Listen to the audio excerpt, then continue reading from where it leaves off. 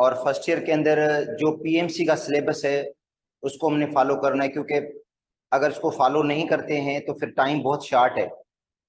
और इसलिए पीएमसी का जो सिलेबस है उसको हमने पढ़ना है। और जो बाकी रिमेनिंग टॉपिक्स होंगे, आप चाहेंगे कि भाई हम रिमेनिंग टॉपिक भी कर लें, तो उसके लिए फिर इवनिंग की क्लास में रखूंगा। जो रिमेनिंग टॉपिक्स सपोज करते हैं जो पीएमसी के सिलेबस के नहीं है वो भी हम पढ़ेंगे, मगर उसके लिए क्लास में सेपरेट रखूंगा। जो मॉर्निंग की क्लास होगी उसके अंदर सिर्फ पीएमसी का सिलेबस ही चलेगा, पीएमसी के जो टॉपिक्स हैं उनके मुताबिक ही हम पढ़ेंगे। और आपका जो इंटर का एक चैप्टर रहता है बायोकेमिस्ट्री का, बायोकेमिस्ट्री के अंदर अगर पीएमसी के सिलेबस को देखें तो हम समझे दो ही टॉपिक हमने पढ़ने हैं। एक पढ़ना है शायद प्रोटीन, दूसरा एंजाइम पढ़ना है, और कोई टॉपिक इसके अंदर नहीं है। फिर भी हम कोशिश करेंगे कि वो भी चैप्टर पूरा पढ़ लें हम, मगर उसके लिए भी टाइमिंग जो होगी वो इवनिंग की होगी। तो इवनिंग के टाइम में जो एक्स्ट्रा टॉपिक्स होंगे, मतलब या गैर जरूरी जो मतलब पीएमसी के सिलेबस के अंदर नहीं है, वो हम पढ़ लेंगे। और मॉर्निंग का जो अभी टाइम है, मॉर्निंग के टाइम में जो पीएमसी का सिलेबस है वो अब हम डिस्कस करेंगे। अच्छा, और जिस तरह आपके पास अगर सर ने मुमताज ने आपको ग्रुप्स में भेज दिया वो टाइम टेबल, तो उसी को फॉलो करना है। टाइम टेबल नहीं, अगर ये जो है सिलेबस आपको भेज दिया है पीएमसी का, तो पीएमसी के सिलेबस के अंदर जो फर्स्ट ईयर की केमिस्ट्री के अंदर जो पहला पहला टॉपिक है वो है एटॉमिक मास का। एटॉमिक मास का है, उसके बाद एम्पिरिकल फार्मूला है, उसके बाद मॉलिक्यूलर फार्मूला, मूल, एवोगाड्रोस नंबर, स्टोइकोकेमिस्ट्री, और जो है इसके अलावा लिमिटिंग रिएक्टेंट है, और percentage yield, theoretical yield, actual yield. ये बेटा टॉपिक्स हैं हमारे जो पहला चैप्टर है उसके अंदर। तो आज हम पहला चैप्टर स्टार्ट करते हैं। इंट्रोडक्शन टू केमिस्ट्री है पहला चैप्टर, और ये है इंट्रोडक्शन टू केमिस्ट्री। केमिस्ट्री का इंट्रोडक्शन है ये। और इसके अंदर जो पहला हमारा टॉपिक है वो है एटॉमिक मास का।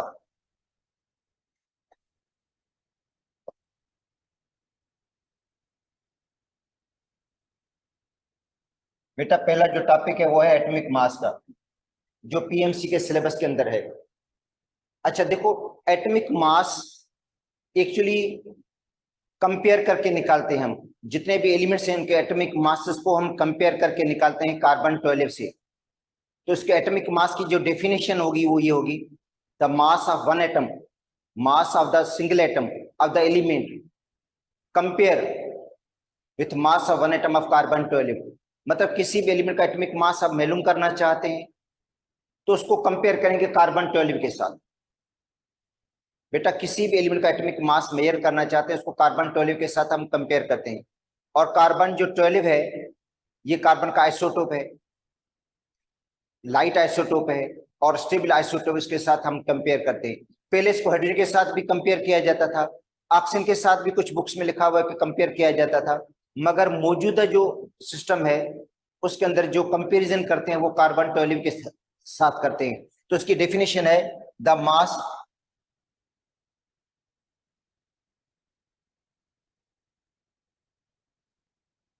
Of one atom, mass of one atom of an element compared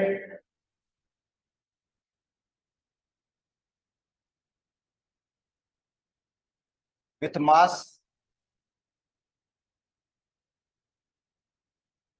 of one atom of C12। किसके साथ कंपेयर करेंगे? कार्बन 12 के साथ। लाइट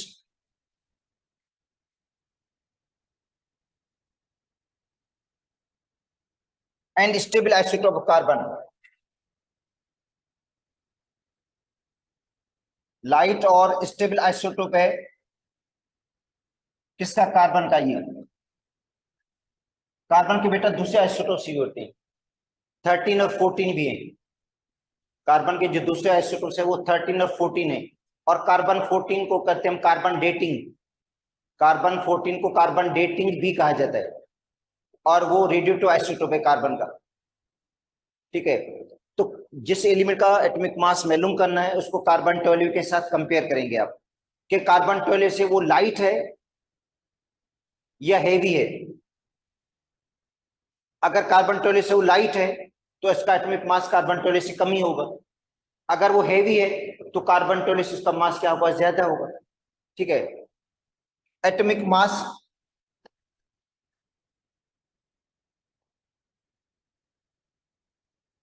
इज रेशियो, बेटा एटॉमिक मास रेशियो है एंड हैज नो यूनिट। इसका कोई यूनिट नहीं है, क्योंकि कार्बन 12 से हम कंपेयर करते हैं। जब जब दो चीजों को आप कंपेयर करेंगे तो उसका कोई यूनिट नहीं होता है। तो एटॉमिक मास रेशियो है, इसका कोई यूनिट नहीं है। ठीक है, it may be expressed in AMU.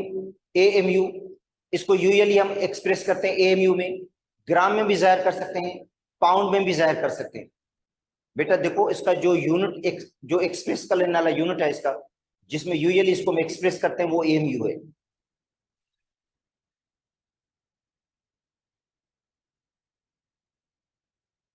It is usually expressed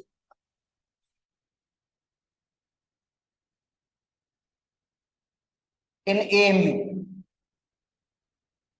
AMU में एक्सप्रेस करते हैं, atomic mass unit.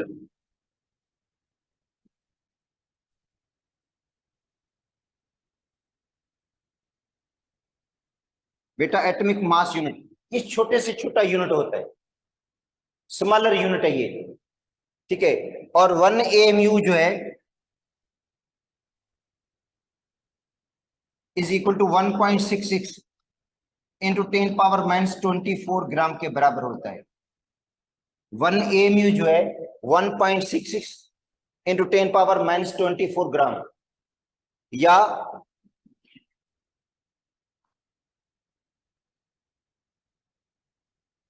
1 atom of hydrogen, या हाइड्रोजन का एक एटम, क्योंकि हाइड्रोजन का एक एटम भी 1 AMU के बराबर है। या हम कह सकते हैं 1 AMU इज 1/12 मास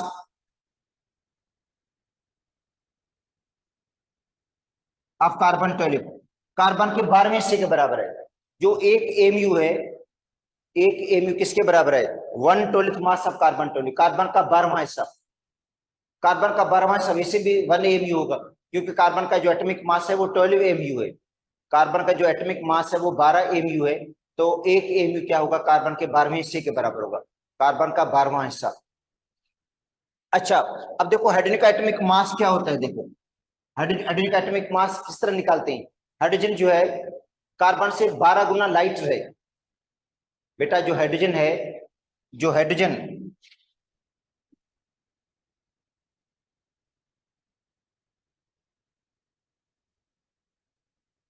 ठीक है, हाइड्रोजन का जो एक एटम है, हाइड्रोजन का एक atom, 1 atom of hydrogen is 1/12 mass of carbon 12, carbon के 12वें हिस्से के बराबर है।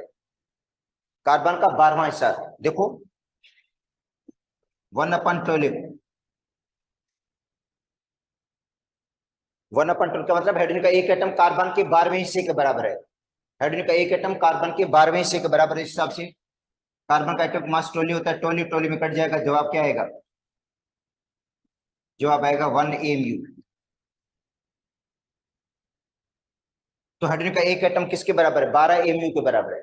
ओ सॉरी, हाइड्रोजन का एक एटम 1 AMU के बराबर है, या हाइड्रोजन का एक एटम कार्बन के 12वें हिस्से के बराबर है, या हाइड्रोजन का जो हाइड्रोजन है इज लाइटर है, hydrogen is 1/12 times lighter.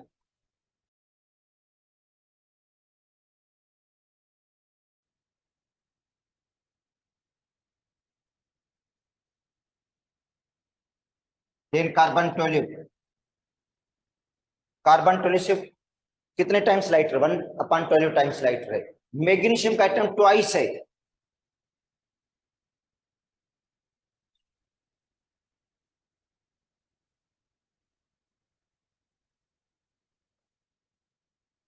Is twice heavy. Then carbon 12, जो मैग्नीशियम का आइटम होगा वो ट्वाइस हैवी होगा, किससे, कार्बन 12 से। इस तरह जितने भी एलिमेंट्स हैं उनके एटॉमिक मासेस कार्बन 12 से कंपेयर करके निकाले गए हैं। और आपको एटॉमिक मासेस याद करने होंगे, कम से कम कैल्शियम तक याद करने होंगे, क्योंकि ये ज्यादातर यूज होते हैं जब हम मॉलिक्यूलर मास निकालते हैं। मॉलिक्यूलर मास निकालते हैं तो एटॉमिक मासेस यूज होते हैं। ठीक है, अब आते हैं मॉलिक्यूलर मास पे भी, हालांकि ये टॉपिक में नहीं है, मगर मॉलिक्यूलर मास आगे मोल निकालने में काम आता है, इसलिए जो है वो हम मॉलिक्यूलर मास भी हम पढ़ लेते हैं। मॉलिक्यूलर मास,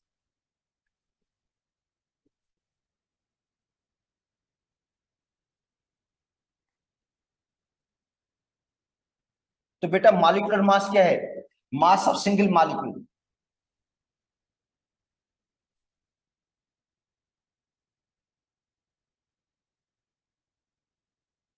ये सिंगल मॉलिक्यूल का मास है बेटा। मॉलिक्यूल मास जो होता है वो सिंगल मॉलिक्यूल का, एक मॉलिक्यूल का मास है ये। It is expressed,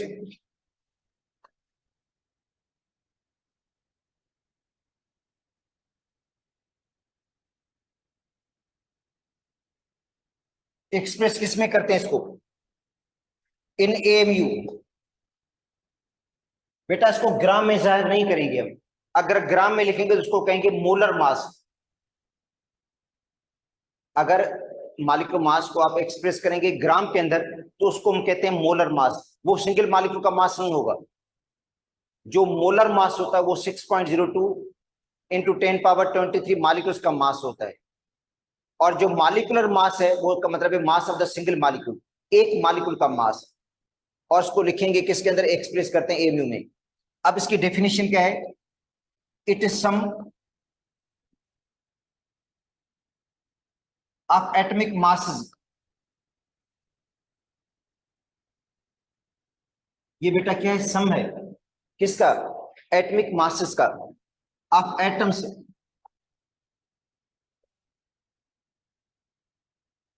of all elements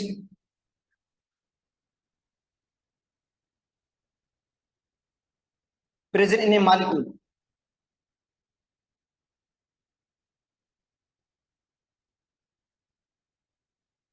molecule में जितने भी एटम मौजूद हैं, मॉलिक्यूल में जितने भी एटम मौजूद हैं उनके एटॉमिक मासेस को आपने सम करना है। मॉलिक्यूल में जितने भी एटम मौजूद हैं उनके एटॉमिक मासेस को सम करना है। देखो, मॉलिक्यूलर मास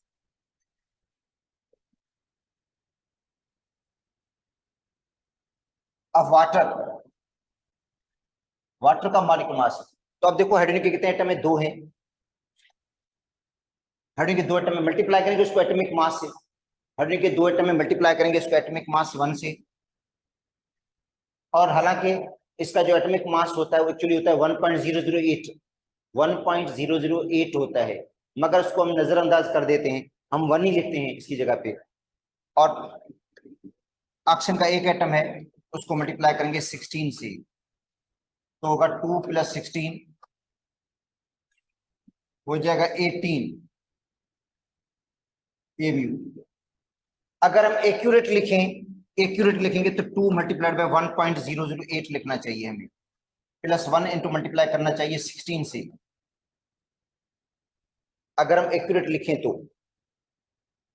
ठीक है, तो हाइड्रोजन का जो एटॉमिक मास है 1.008 है, वो लिखना चाहिए होगा। उसको 2 से मल्टीप्लाई करेंगे और मल्टीप्लाई करेंगे 1 को किसके साथ? 16 के साथ।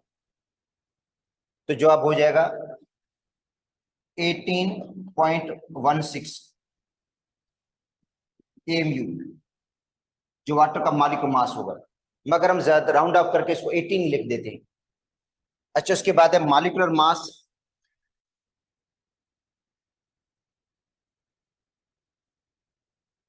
Of glucose C6H12O6। बेटा ग्लूकोज का मॉलिक्यूलर मास, तो कार्बन के 6 एटम है, 6 को मल्टीप्लाई करेंगे हम 12 से। देखो 6 एटम है, इसको मल्टीप्लाई करेंगे एटॉमिक मास से। हाइड्रोजन के एटम 12 हैं, मल्टीप्लाई करेंगे 1 से। और ऑक्सीजन के एटम 6 हैं, 6 को मल्टीप्लाई करेंगे 16 से। अच्छा, तो इसका मतलब ये है कि जितने एटम्स हों उनको मल्टीप्लाई कर दें एटॉमिक मास के साथ।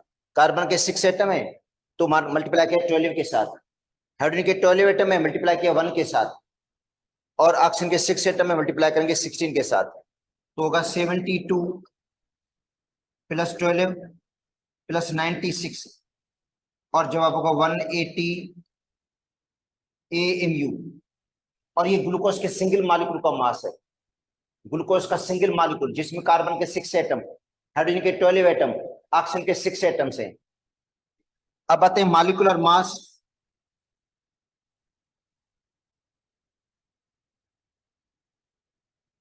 अब C12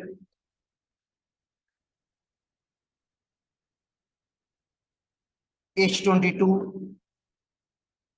O11 सक्रोज। कार्बन के 12 एटम है, 12 को मल्टीप्लाई करेंगे 12 के साथ। हाइड्रोजन के 22 एटम है, मल्टीप्लाई करेंगे 1 के साथ। ऑक्सीजन के 11 एटम है, मल्टीप्लाई करेंगे 16 के साथ। तो जवाब होगा 144 प्लस 22 प्लस 176, तो जवाब होगा 342 AMU। तो जो सक्रोज का मॉलिक्यूलर मास है वो 342 है। इस तरह मॉलिक्यूलर मास निकालेंगे हम, ये सिंगल मॉलिक्यूल का मास है।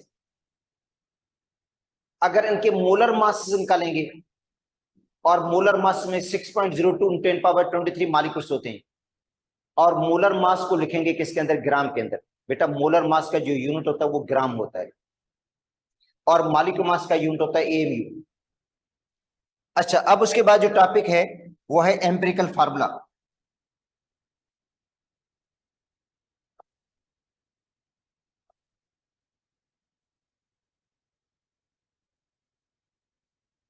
बेटा एम्पिरिकल फार्मूला को कहा जाता है सिंपलेस्ट फार्मूला, जो सिंपलेस्ट रेशियो को जाहिर करता है। देखो एम्पिरिकल फार्मूला जो होता है वो सिंपलेस्ट फार्मूला होता है, जो सिंपलेस्ट रेशियो को जाहिर करता है। देखो द फार्मूला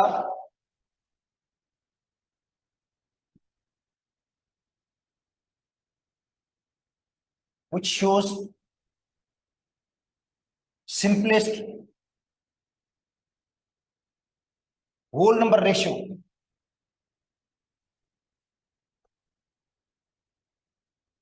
देखो फार्मूला है जो शो करता है simplest whole number ratio. Whole number ratio of combining atoms, of combining atoms in a compound. मतलब कंपाउंड के अंदर जो कंबाइनिंग एटम्स हैं, जो कंपाउंड को बनाने वाले एटम्स हैं, उनका सिंपलेस्ट रेशियो,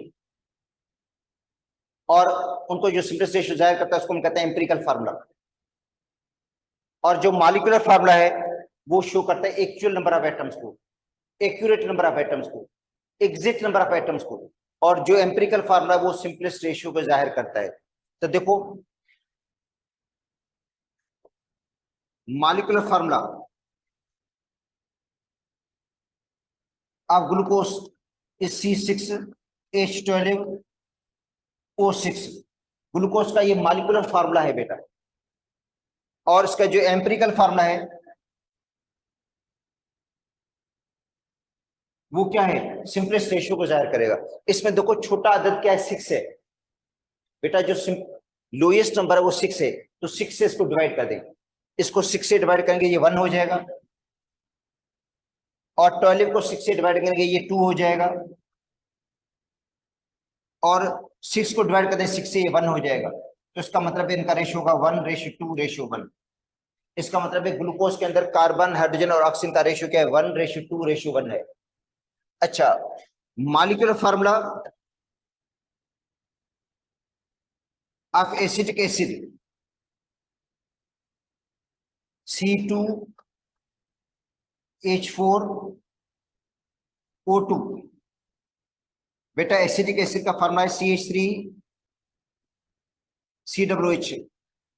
इसका मतलब इसके अंदर कार्बन 2 है, हाइड्रोजन 4, ऑक्सीजन 2 है। और इसका जो एम्पिरिकल फार्मूला बनेगा,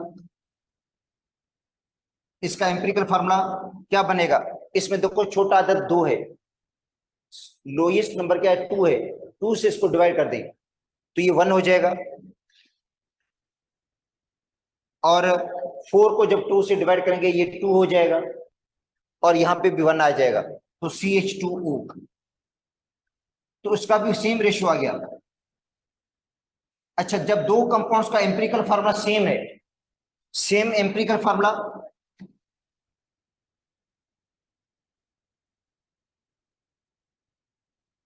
सेम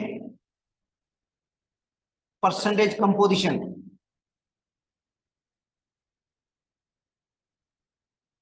इसका मतलब ये है कि ग्लूकोज के अंदर और एसिटिक एसिड के अंदर कार्बन का परसेंटेज बराबर होगा, हाइड्रोजन का परसेंटेज बराबर होगा, ऑक्सीजन का परसेंटेज बराबर होगा, क्योंकि सेम एम्पिरिकल फार्मूला का मतलब है same percentage composition, same percentage composition होगी इनकी, परसेंटेज इनका सेम होगा, जिनका एम्पिरिकल फार्मूला सेम है। देखो molecular formula of benzene is C6H6, it's empirical formula CH, इसका जो एम्पिरिकल फार्मूला होगा वो CH होगा। इसको भी 6 से डिवाइड करते हैं, इसको भी 6 से डिवाइड करेंगे तो 1:1 आ जाएगा, 1:1। अच्छा, मॉलिक्यूलर फार्मूला ऑफ इथाइन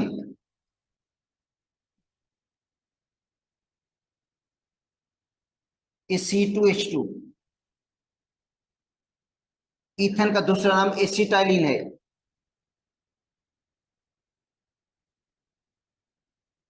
और इसका जो एम्पिरिकल फार्मूला बनेगा CH बनेगा, 1:1, मतलब same percentage composition.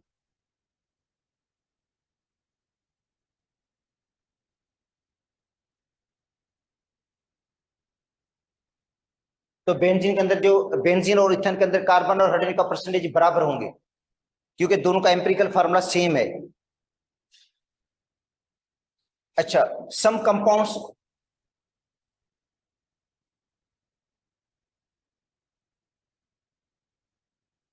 Have same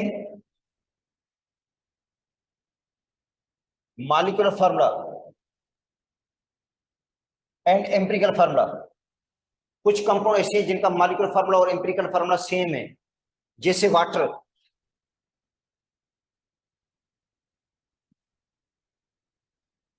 इसका मॉलिक्यूलर फार्मूला भी यही है, एम्पिरिकल भी यही है। जैसे कार्बन डाइऑक्साइड,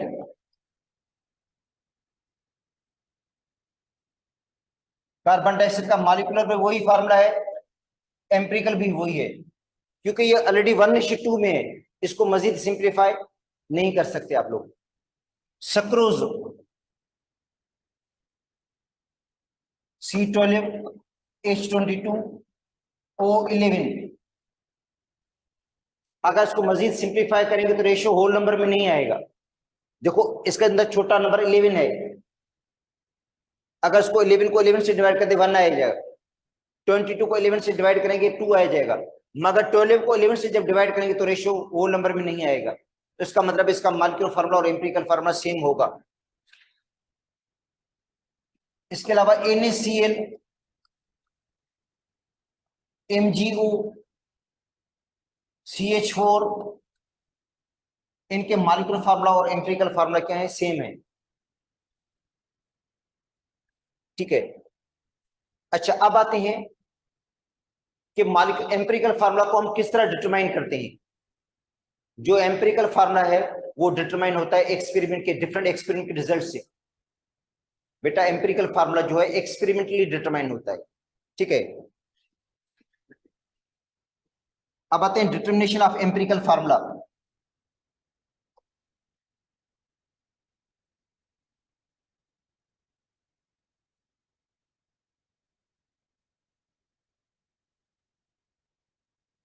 तो एम्पिरिकल फार्मूला इज डिटरमाइंड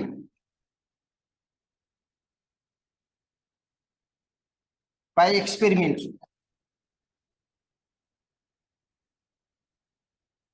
बेटा उसके लिए आपको एक्सपेरिमेंट करना होगा, एक्सपेरिमेंट के रिजल्ट से आपको एम्पिरिकल फार्मूला मिलेगा, और जब आप एनालिसिस करेंगे जब एक्सपेरिमेंट करेंगे, जब आप एनालिसिस करेंगे, तो दो तरह की एनालिसिस होती है। एक होती है क्वालिटेटिव एनालिसिस। देखो बेटा, एक्सपेरिमेंट के लिए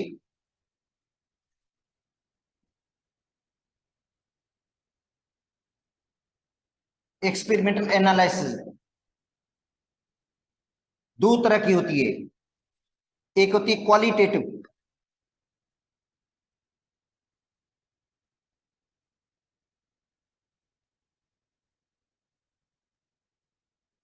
अच्छा क्वालिटेटिव एनालिसिस किसके लिए होती है? To find out composition, composition मालूम करने के लिए कि कंपाउंड किसका बना हुआ है।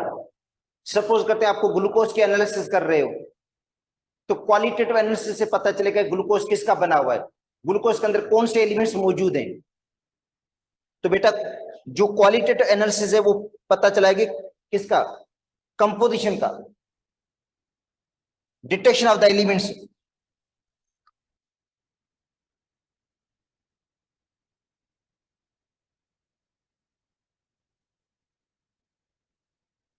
इन गिवन कंपाउंड,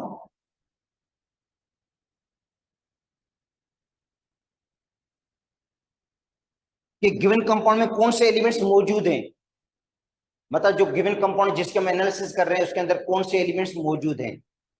उसके लिए क्या होगा बेटा, क्वालिटेटिव एनालिसिस होगी। अच्छा दूसरा होगा क्वांटिटेटिव एनालिसिस। ठीक है, जो दूसरा है वो है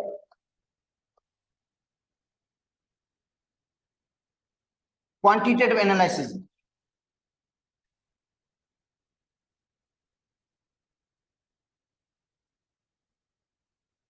quantitative amount,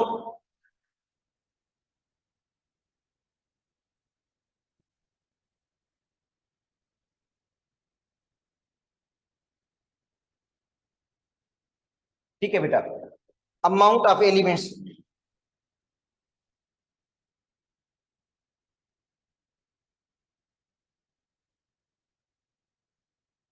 in given compound,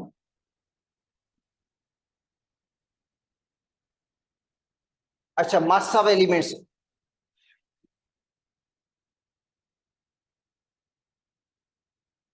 and percentage. बेटा मास और परसेंटेज क्या निकालोगे, मास निकालोगे। अगर सपोज करते हैं उसके अंदर कार्बन मौजूद है, हाइड्रोजन मौजूद है, ऑक्सीजन, तो उनके मासेस कितने हैं, हाइड्रोजन का कितना मास है, कार्बन का कितना मास है, ऑक्सीजन का कितना मास है, या परसेंटेज कंपोजिशन निकालेंगे। ये आता है क्वांटिटेटिव एनालिसिस में। तो इसका मतलब है दोनों टेक्निक्स यूज होंगी, क्वालिटेटिव भी यूज होगी, क्वांटिटेटिव भी यूज होगी। याद कर लो, एम्पिरिकल फार्मूला मालूम करने के लिए दोनों टेक्निक्स यूज होती है। क्वालिटेटिव भी यूज होगी जिसके जरिए आपको पता चलेगा कौन से काइंड के आइटम मौजूद हैं, कौन से टाइप के आइटम मौजूद हैं कंपाउंड के अंदर। और क्वांटिटेटिव एनालिसिस भी यूज करेंगे जिसके तहत आपको पता चलेगा उनकी क्वांटिटी कितनी है, उनका अमाउंट कितना है, कार्बन का कितना अमाउंट है, हाइड्रोजन का कितना अमाउंट है, ऑक्सीजन का कितना अमाउंट है, या और कोई एलिमेंट है उसका कितना अमाउंट है। अच्छा अब आते हैं स्टेप वाइज।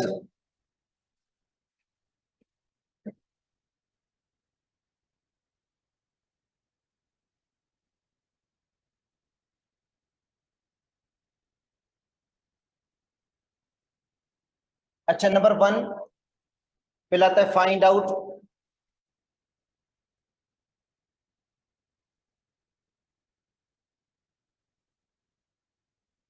पहला आता है डिटेक्ट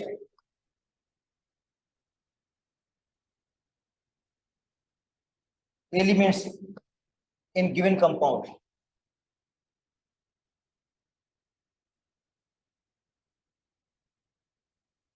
बेटा पहले क्या करना है, एलिमेंट को डिटेक्ट करना है। पहले क्या करना है, एलिमेंट को डिटेक्ट करना है कि कौन से एलिमेंट्स मौजूद हैं कंपाउंड के अंदर, मतलब quantitative and qualitative analysis.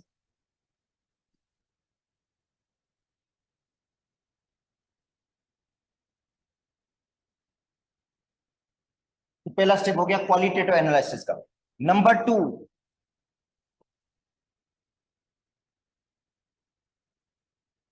Find out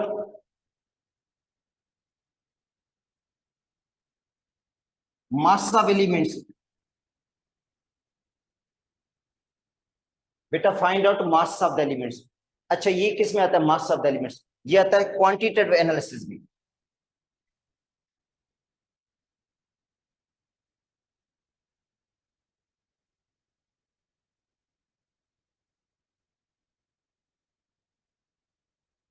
quantitative analysis, ठीक है। Find out mass of the elements, find out mass of the elements, element के मासेस मालूम करेंगे हम। उसके बाद है find out percentage of elements.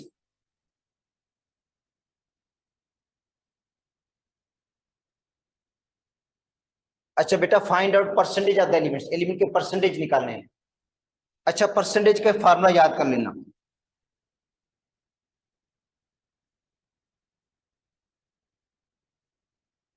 बेटा परसेंटेज का फार्मूला है mass of element divide by mass of compound into 100। देखो परसेंटेज ऑफ द एलिमेंट क्या है, मास of the element divide by mass of compound into 100। ये परसेंटेज निकालने का फार्मूला है, आगे अगर यूज होगा तो। अच्छा उसके बाद है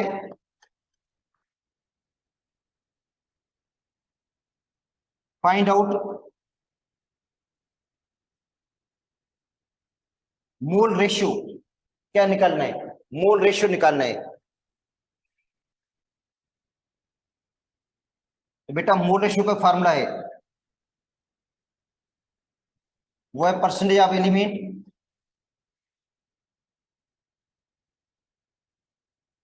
divide by atomic mass.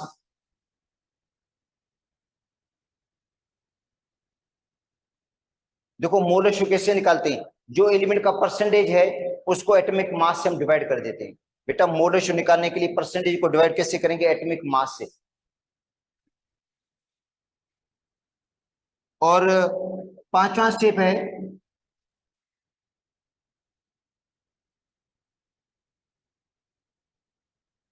Find out simplest ratio.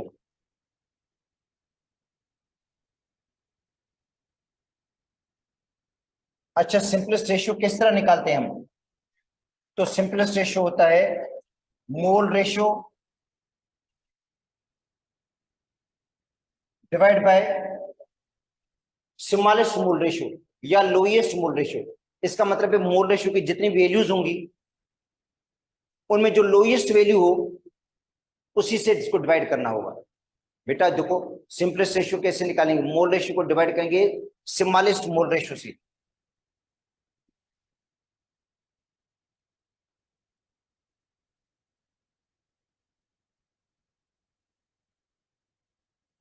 और ये आना चाहिए होल नंबर के अंदर, जो सिंपलेस्ट रेशियो हो होल नंबर के अंदर आना चाहिए। अच्छा और ये सिंपलेस्ट रेशियो ही एम्पिरिकल फार्मूला होता है। बेटा जो सिंपलेस्ट रेशियो है वो ही एम्पिरिकल फार्मूला है, ठीक है। अब देखो इसका कोई प्रॉब्लम नहीं आ सकता क्योंकि प्रॉब्लम में बहुत बड़ी कैलकुलेशन है। किस तरह? अगर आपको प्रॉब्लम देते हैं तो इतना टाइम ही नहीं होगा। हाँ छोटा सा प्रॉब्लम आ सकता है, शॉर्टकट का प्रॉब्लम आ सकता है जिसमें सिर्फ परसेंटेज मालूम करना हो, आ सकता है परसेंटेज मालूम करने वाला स्टेप आ सकता है, या मोल रेशियो मालूम करने का स्टेप आ सकता है, या सिंपलेस्ट रेशियो और मोल रेशियो दोनों मालूम करने के स्टेप आ सकते हैं, मगर चांसेस बहुत ही कम है। जो इस बार पेपर बनेगा इस तरह से मुझे नहीं लगता, लास्ट ईयर भी इस तरह का कोई प्रॉब्लम नहीं आया था इनमें से कोई, ठीक है। लास्ट ईयर भी ज्यादातर क्वेश्चन जो थे वो थ्योरी के क्वेश्चन ज्यादा थे, प्रॉब्लम्स थे ही नहीं बिल्कुल भी। और इस बार भी उन्होंने ज्यादा जोर ही नहीं दिया, एम्पिरिकल मॉलिक्यूलर फार्मूला पे जोर नहीं दिया इतना, जितना ज्यादा जोर दिया गया मोल मोल पे दिया गया है, या ज्यादा जितना जोर दिया गया है इस पे मास मास की जो रिलेशनशिप है, मास वॉल्यूम रिलेशनशिप है, वॉल्यूम वॉल्यूम या लिमिट इरेटर की प्रॉब्लम्स पे, फिर भी नीचे एक्सप्लेनेशन में कहा गया कि ये प्रॉब्लम्स आपने इनकी कैलकुलेशन करनी है आप लोगों ने, मगर इसकी कैलकुलेशन के बारे में कोई वजाहत नहीं की गई है। न बोला गया है कि इसके आपने प्रॉब्लम्स करने हैं या उनकी प्रैक्टिस करनी है, इस तरह का कोई है ही नहीं। तो और प्रॉब्लम वैसे भी नहीं आ सकते इसलिए कि प्रॉब्लम बहुत लेंदी होंगी। ये प्रॉब्लम आ सकते हैं, कोई बड़ा क्वेश्चन हो, मतलब सपोज करते हैं एग्जाम के अंदर आ सकते हैं, ये जो एग्जाम होता है बोर्ड का एग्जाम उसके अंदर तो आ सकते हैं, मगर इसके अंदर नहीं आ सकते हैं। ठीक है, मगर फिर भी एक क्वेश्चन मैं करवा देता हूँ प्रैक्टिस के तौर पर।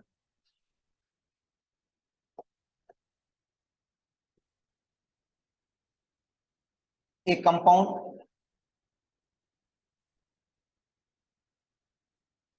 Composed of sulphur and oxygen.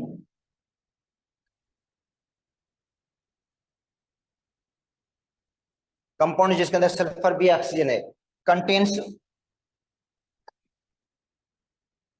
50% sulphur and 50% oxygen.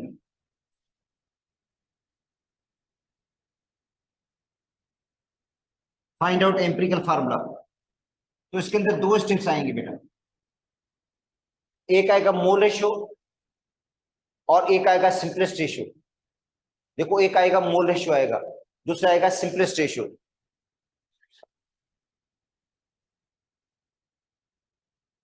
तो फाइंड आउट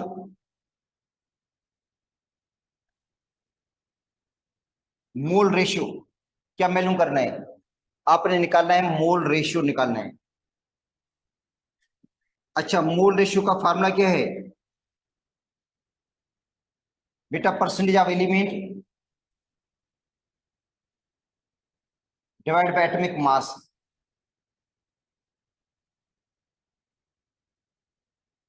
अच्छा, मोल रेशियो किसका निकालना है? अब सल्फर, तो सल्फर का परसेंटेज कितना है? 50 डिवाइड बाय 32। जब 50 को 32 से डिवाइड करेंगे, ठीक है, तो जवाब जो आएगा तकरीबन 1.5 आएगा या इतना आएगा, 1.56 होगा या 1.5 आएगा, इतना राउंड अबाउट कैलकुलेशन कर लेते हैं हम बेटा। 50 या 32 से डिवाइड करना तो जवाब आएगा 1.56 आएगा। अच्छा, उसके बाद है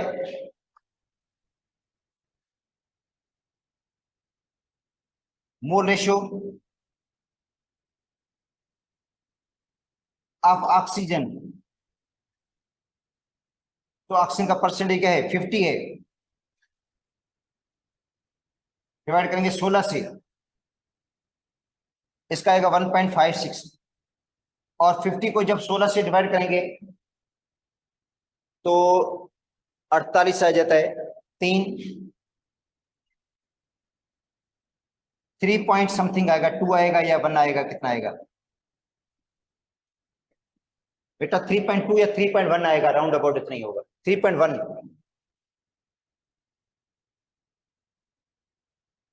ठीक है, समथिंग आएगा। देखो मोल रेशियो किसका? ये ऑक्सीजन का हो गया। ऑक्सीजन का मोल रेशियो 3 से ज्यादा है, इसका 1.56 है। अब निकालो सिंपलेस्ट रेशियो।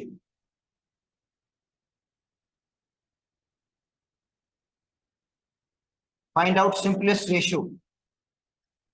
तो बेटा सिंपलेस्ट रेशियो कैसे निकालते हैं?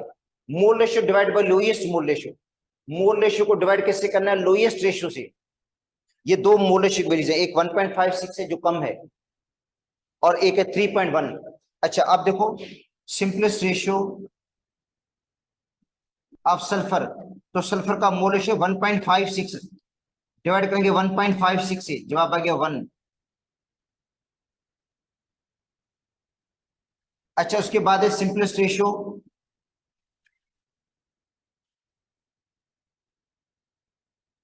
ऑफ ऑक्सीजन, तो 3.1 डिवाइड बाय 1.56 है या 1.51 है, तो जवाब क्या आएगा? अप्रोक्सीमेटली 2 आएगा। इसका जो जवाब आएगा 2 आएगा।